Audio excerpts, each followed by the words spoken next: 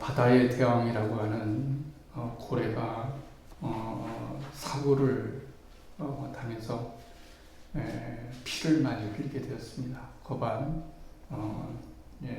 죽게 되어서 많은 피가 필요했습니다.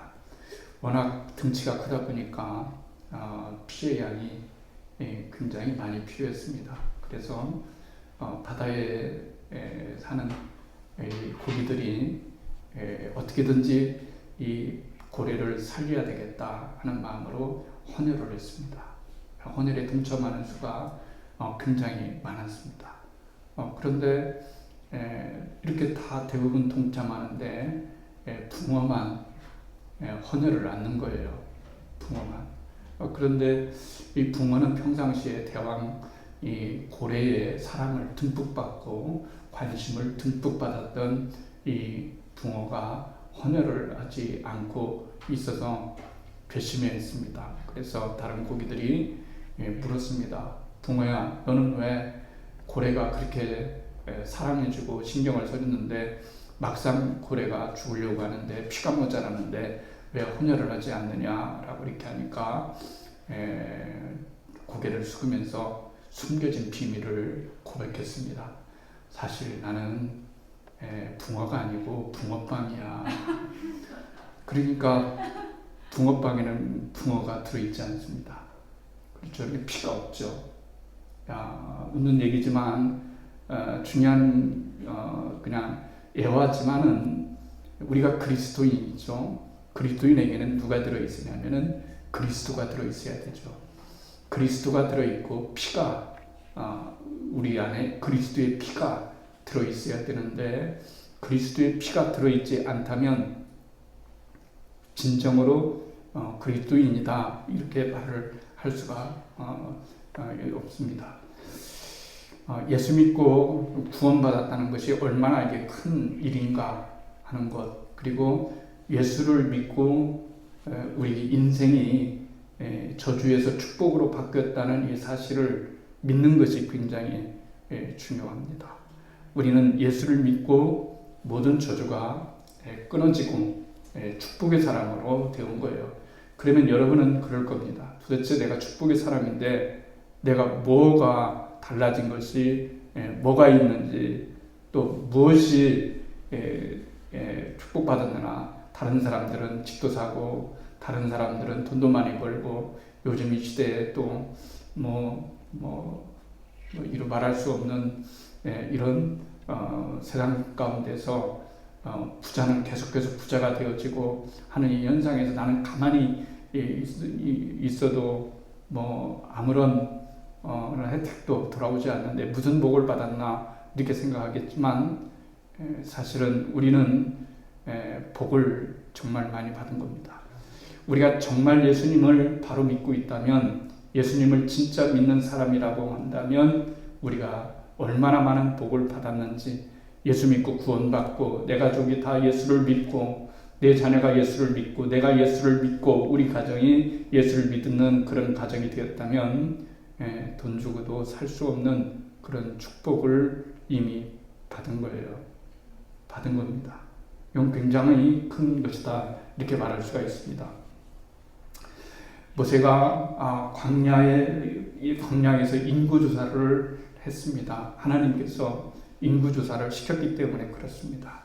그래서 첫 번째 이스라엘이 이 인구조사를 한 것은 이스라엘이 애굽에서 탈출해 나와서 1년이 지난 다음에 하나님이 성막을 세워라 이렇게 말씀하셨습니다. 성막, 하나님이 거하시는 성막을 세워라 이렇게 말씀하시고 또 동시에 이스라엘의 인구조사를 해라. 그래서 개수를 내서 싸움에 나갈, 전쟁에 나갈, 그 당시에는 전쟁이 많았죠.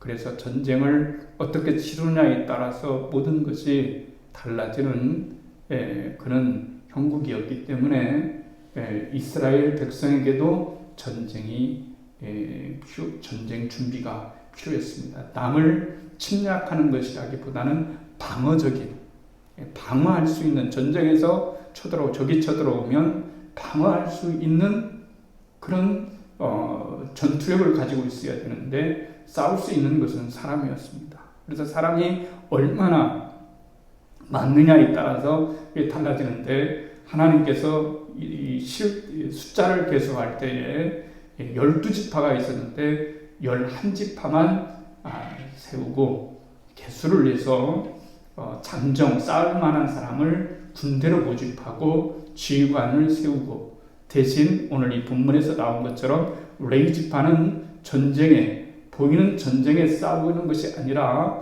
그 성막을 지키고 성막에서 봉사를 하고 하나님의 일에 관여하는 그런 일들을 해라.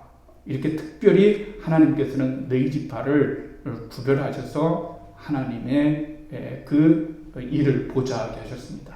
이건 굉장히 큰 축복이었습니다. 왜냐하면 여러분들도 본부에 누가 들어가느냐 하는 것이 굉장히 중요하지 않습니까? 할 때 본부, 중앙 집권, 중앙 통제소 컨트롤 타워, 누가 들어가느냐, 아무나 들어가는 거 아니지 않습니까?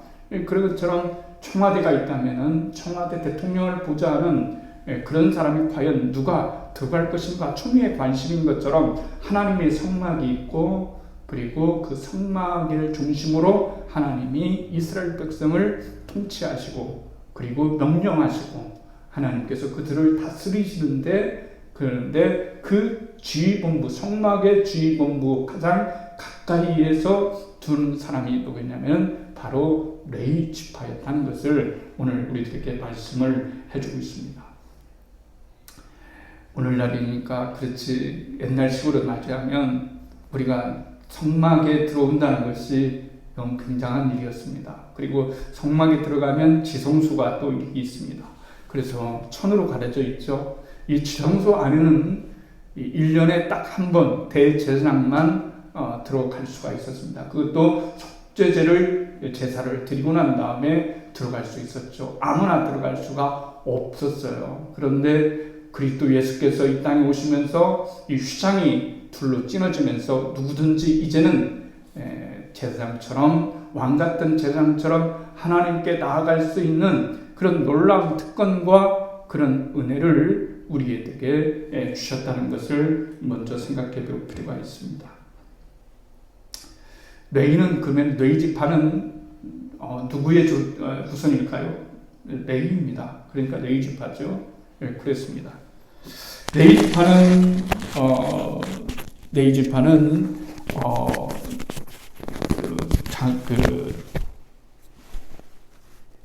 조상이 레위입니다. 그러면 레위는 누구의 아들일까요?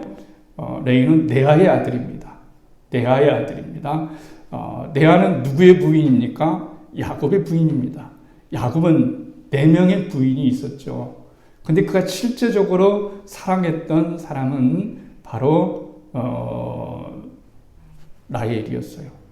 나머지의 존재는 별로 의미가 없었어요. 그렇지만은 레아나 라헬이나 경쟁적으로 남편의 사랑을 받기 위해서 노력을 했어요. 그러나 이게 노력으로 될 일입니까? 이게 노력으로 되는 일은 아니지 않습니까? 그렇지만 그래도 노력을 했어요. 그런데 아이를 이제 한여까지 남편에게 제공함으로써 누가 더 남편에게 사랑 많이 받느냐 하는 것을, 자식을 누가 더 많이 낳느냐 하는 것으로 경쟁이 이루어졌고, 결국은 인간의 하는 일은 하나님이 그것을 바꾸어서 선으로 만드시는, 어떻게 하다 보니까 처음부터 계획해서 이제 12명을 낳아야 되겠다 이런 것은 아니었어요.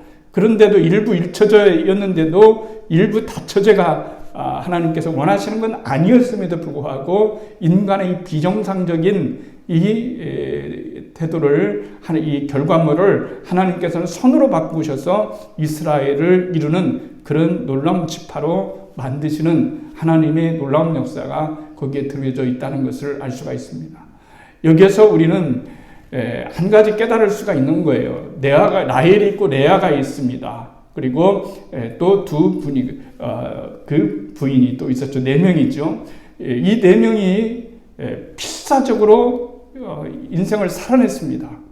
그러니까 남편의 사랑을 받고자 굉장히 살아냈어요. 이거 살아냈는데 이름을 지을 때마다 이게 다 이 한이 맺힌 이름이 들어가 있는 거예요. 그래서 이 레아가 이 레이를 낳을 때 이 이름을 네이라고 했는데 네이라고 하는 뜻은 뭐냐면 친밀이라고 하는 의미입니다. 친밀함이라는 뜻이에요. 그러니까 이제는 내가 자식을 낳아줬으니까 내 남편이 나에게 좀 친밀하게, 아내와 남편 사이, 나와 야곱과의 사이가 또 친밀해졌으면 참 좋겠다, 이런 생각을 한 거예요. 그런데 아시다시피 그렇게 했어도 레아는 진정으로 야곱에게 사랑을 받지를 못했어요. 이게 그들의 한입니다. 그러니까 어렸을 때에 아이가 자랄 때 무엇을 보을까요? 이건 굉장한 중요한 거죠. 경험하는 거예요. 이게 좋은 것을 경험했어야 되는데 어머니가 저렇게 정말 상처를 입고 아버지의 사랑을 갈구하는, 그러면서도 사랑을 받지 못하는 어머니, 아버지에게 사랑받지 못하고 살아가는 저 어머니의 그 피가, 쓰라림이, 상처가 고스란하게 누구에게 들어가냐면 레이에게 들어간 거예요. 그러니까 레이는 그러다 보니까 자라면서 성격이 난폭해지기 시작합니다. 성격이 난폭했습니다. 그래서 우리가 대표적인 사건은 그런 거죠. 그런 겁니다. 뭐냐면은 대표적인 사건 중에 하나는 이제 야곱이 이제 고향 땅에 돌아오려고 하고 돌아가려고 했을 때에 이제 그 세겜에 들리게 되는 거죠. 세겜 추장이 이 야곱의 딸 디나, 그러니까 레위의 친 여동생이죠. 너무 이쁘니까 겁탈을 냈어요. 그리고 결혼하자고 그랬어요. 그랬더니 이 형제들이 그렇게 해주겠다. 그 대신 우리는 할례 받지 못한 자들하고는 결혼할 수 없으니까 너희들 남성을 다 할례를 한다면은 우리가 받아주겠다. 결혼시키겠다. 내 동생을 너희들 아내로 주겠다. 이렇게 말을 했어요. 그러니까 이 세겜 족장, 이 세겜이 너무나 이 디나를 좋아한 나머지 그렇게 하겠다 이랬어요. 그래서 할례를 받고 움직이지 못하는 사이에 가서 칼을 차고 시므온과 함께 가서 레위가 거기에 있는 모든 남성들을 다 죽였어요. 하나도 빠짐없이 다 죽인 거예요. 이 사실을 누가 알았냐면 야곱이 아는 거예요. 산전수전을 다 겪은 이 야곱이 이것을 일처리를 그렇게 자식들이 한 것을 보고, 그리고 그것을 레이가 주도해서 일처리를 그렇게 한 것을 보고 너무 가슴이 떨린 거예요. 이제 우리는 죽었구나. 이제는 가나안 족속이 소문이 퍼질 텐데 우리 집안은 이제는 망했구나. 이런 형식으로, 이런 방법으로 원수를 갚는 것, 이런 방법으로 보복을 하는 것은 결코 하나님 앞에서 옳은 일이 아니요 또 축복이 되는 일이 아니다. 정말 이건 안타까운 일이지만 그러나 그 방식을 이런 방식으로 해결해서 모든 남성들을 살인하는 거니까요. 다 칼을 차고 가서 살인하고, 그리고 모든 것들을 다 빼앗아 오는 그런 엄청난 일을 저질렀을 때 이제 이렇게 야곱이 죽을 때 계속해서 마음을 간직하고 있었어요. 미워했어요. 아버지와 아들 사이에 이 미움이 공존했던 거예요. 그러니까 아버지가 요셉과 같은 라헬의 아들은 너무 사랑해서 채사옷을 입힐 정도로 정말 혼자 좋은 거 있으면 다 줄 정도로 굉장히 사랑을 했지만, 그러나 야곱은 공평하지 못했어요. 그래서 자식들을 골고루 사랑했어야 되는데 편애를 하는 바람에 이 가정이 더욱더 관계가 굉장히 악화되는 그런 일이 있죠. 하나님의 이기하심은 거기에 있는 거예요. 인간이 볼 때는 형제들이 싸우고 다투고 서로 죽일 것 같고 팔아먹고 노예로 부리고 이런 것 같지만은 결국은 하나님을 믿을 때에, 하나님을 우리의 삶의 현장에 끌어당길 때, 그러니까 이 라헬이나 레아나 그 밖에 두 여종이나 이 네 명이 살아가면서 정말 큰 아픔을 겪었지만 그 중에서도 우리가 눈여겨봐야 될 것은 그런 아픔을 자기 아픔으로 끝나는 것이 아니라 하나님을 끌어왔다는 거예요. 이게 굉장히 중요한 겁니다. 하나님을 자기의 삶 속에 끌어당기는 거예요. 이게 신앙입니다. 여러분들이 어떤 일을 만나고 우리가 어떤 일을 만날 때 그냥 끝나는 것이 아니라 하나님 앞에 나와서 기도하고 하나님께 간구하고 하나님 이 일을 어떻게 하나님 보십니까? 하나님 어떻게 이 일을 해결해 주시겠습니까? 라고 해서 계속해서 하나님과 관계성을 맺는 거예요. 하나님 도와주세요. 이제 하나님 함께 해주세요. 이렇게 함으로써 하나님께서 인간의 실수, 인간의 실패, 인간의 이 허물을 하나님께서는 놀라운 방법으로 12조상이 되게 해주시는 그 놀라운 그런 하나님의 섭리가 바로 여기에 있기 때문에 하나님을 믿는다라고 하는 것은 참 신묘막측한 일이에요. 놀라운 일입니다. 어떻게 하나님이 우리 가정을, 하나님이 어떻게 우리 자녀들을, 하나님이 어떻게 내 인생을 하나님께서 우리의 교회를 쓰실 것인가 라고 하는 것은 누구도 장담할 수 없고 하나님의 은혜 안에서 모든 것이 합력하게 손을 이루시는 하나님의 축복을 생각해 볼 수가 있는 거예요. 그래서 야곱이 마음에 분노를 가지고 있었어요. 자식이니까 어떻게 할 수 없잖아요.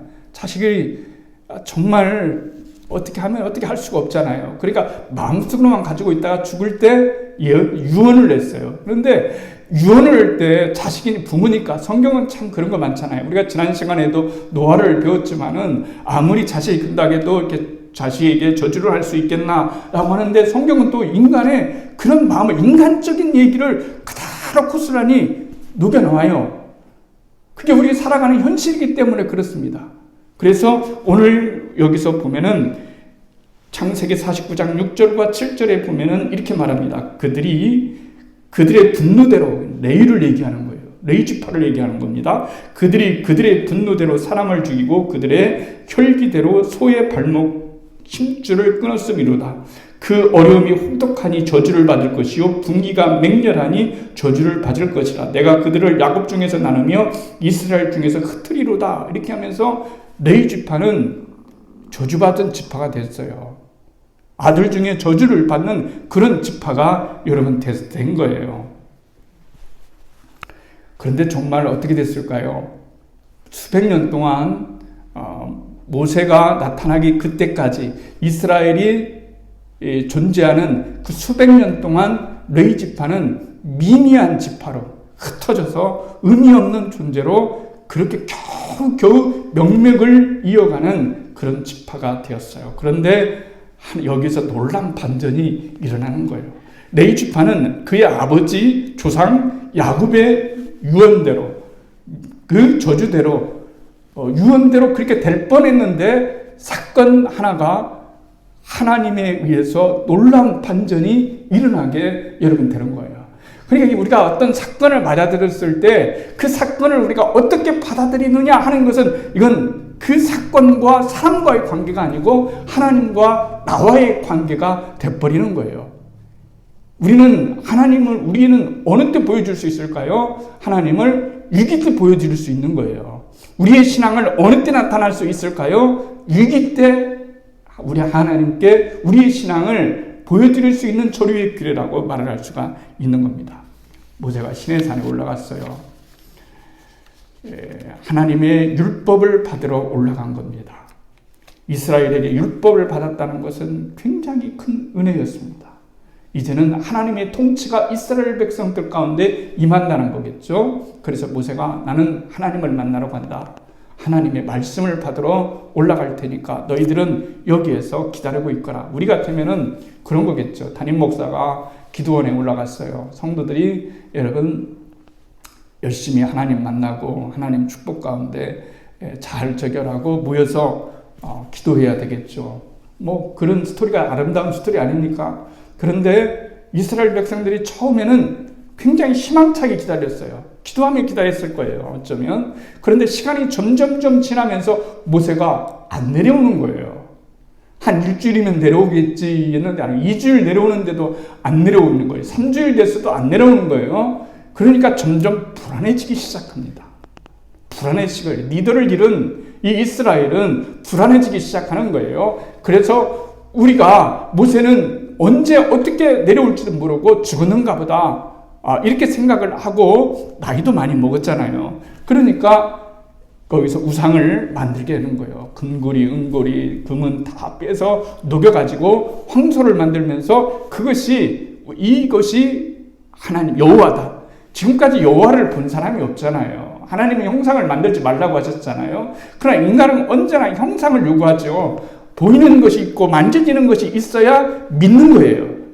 그러나 진정으로 보이지 않는 것, 또 보이지 않는 것 속에 참이 있고 진실함이 있다는 것을 우리는 알게 되는 거예요. 하나님께 이스라엘이 돌아오는 데는 수백 년이 걸렸어요. 그런데 하나님께 돌아서는 데는 단 며칠도 걸리지를 않았어요. 인간이라는 게 그런 거예요. 우리의 신앙을 수십 년 동안 쌓아올 수는 있지만 신앙을 한 번 무너뜨릴 한 순간에라도 우리의 신앙을 넘어뜨릴 수 있는 것이 우리 가지고 있는 약점이라고 말을 할 수가 있습니다. 우상을 만들고 난리가 났어요.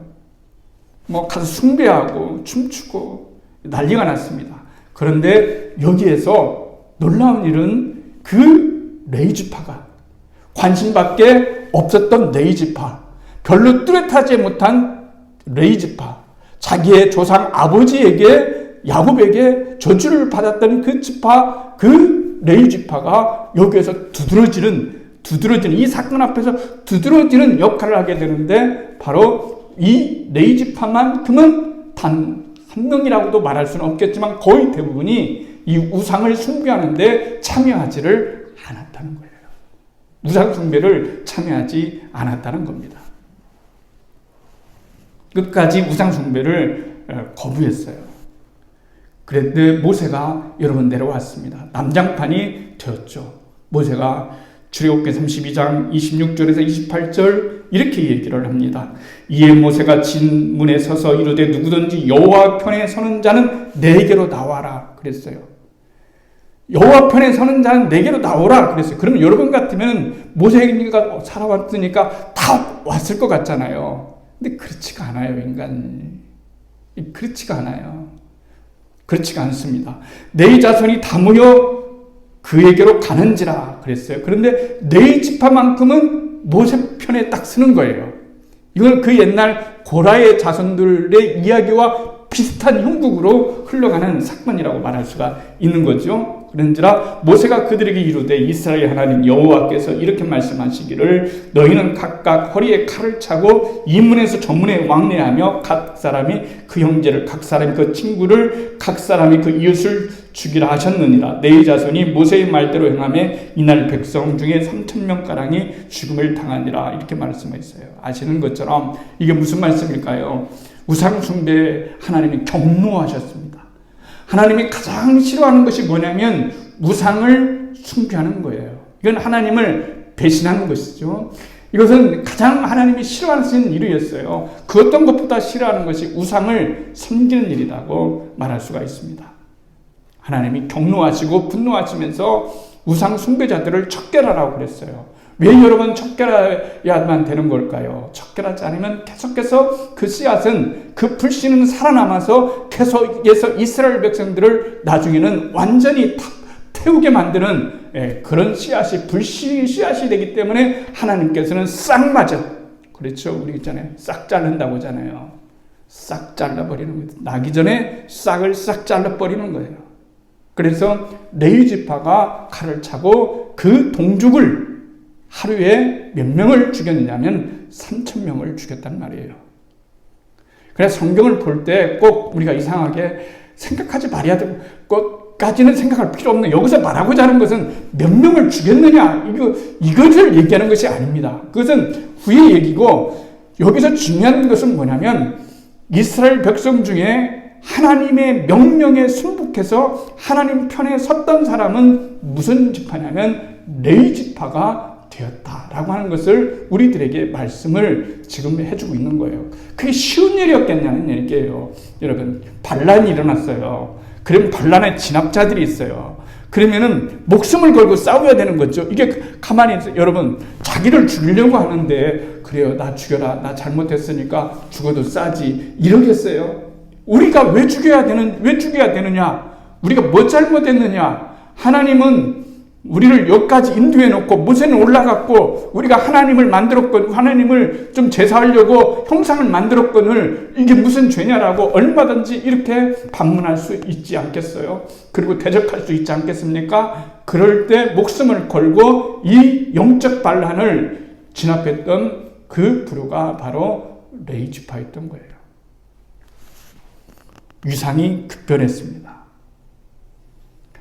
자기 조상에게 저주를 받았던 레위 지파, 겨우 명맥을 이어갔던 이 지파가 하나님의 영적 반란 속에서, 하나님을 향한 영적인 반란 속에서 그가 했던 것은 목숨을 걸고 우상을 척결하고, 그리고 하나님을 믿는 신앙을 회복하는데 일동공신이 여러분 됐던 거예요.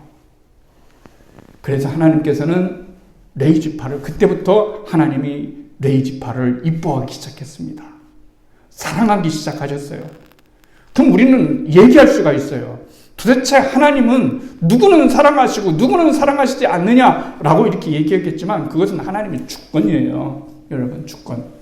종업원이 주인한테, 여러분 그렇게 얘기할 수 있습니까? 똑같이 일하는데 왜 저 사람은 똑같이 일하는데 100만 원 주기로 했어요, 200만 원 주기로 했어요? 그게 약속입니다. 200만 원을 줬어요. 그런데 한 사람은 유독 열심히 일을 하고 열심히 주인의 말을 잘 따라서 그 가게를 자기의 소유물처럼 했기 때문에 거기다가 500만 원을 더 준다고 해서 그 주인이 잘못됐다 이렇게 말할 수는 없잖아요. 그렇게 말할 수는 없잖아요. 그 사람 다른 200만 원 약속한 건 준 거예요. 그렇기 때문에 하나님이 누구를 더 많이 사랑하느냐라고 하는 거에 대해서는 그것은 어떻게 설명할 수 없는 거예요. 그건 하나님의 주권이기 때문인 거예요. 하나님의 주권을 우리가 빼앗아갈 수 없고 하나님의 주권을 우리가 침범할 수 없는 거예요. 오늘 이 시대에 가장 결여된 것이 뭔지 아십니까? 한국 교회에 여러분 결여되는 것이 뭘까요? 사랑이 결여되어 있고 기도가 결여되어 있고 막 이런 것처럼 보이지만 실제적으로 한국교회에 결여되어 있는 가장 우선적인 것은 뭐냐면 하나님의 주권입니다. 예수님의 주권이에요. 하나님의 주되심. 인정합니까? 별로 인정하지 않잖아요. 주님 앞에 나와서 여러분 주님 이렇게 얘기했지만은 사실 말이 주님이지, 여러분 주님이라는 건 다 말씀드린 것처럼 나는 종이고 내 모든 것은 다 주님 것이고 내 물건도 내 자식도 내 물질도 내 돈도 내 건강도 내 인생도 내 재능도 다 주님 것이니 주님 뜻대로 쓰세요 라고 하는 것이, 이것이 하나님의 주권을 인정해 드리는 것인데, 오늘날 우리 한국교회는 성도들은 절대로 그렇게 하지 않습니다. 내가 주인이고 주님이 종인 거예요. 그래서 기도하면 다 들어줘야 돼요. 안 들어주면 큰일 납니다. 안 들어주면 하나님 곤란합니다. 이렇게 말은 하지 않지만 그런 신앙생활 태도는 굉장히 우리 한국교회를 저속하게 만들고 수준 없는 믿음 가운데 빠뜨리는 그런 현상을 낳는 것이기 때문에 하나님의 주권을 인정하는 것이 얼마나 중요한지 알 수가 없습니다. 그리고서 40년이 흘렀어요. 40년이 흘렀는데 이렇게 모세가 죽을 때에 이렇게 얘기합니다.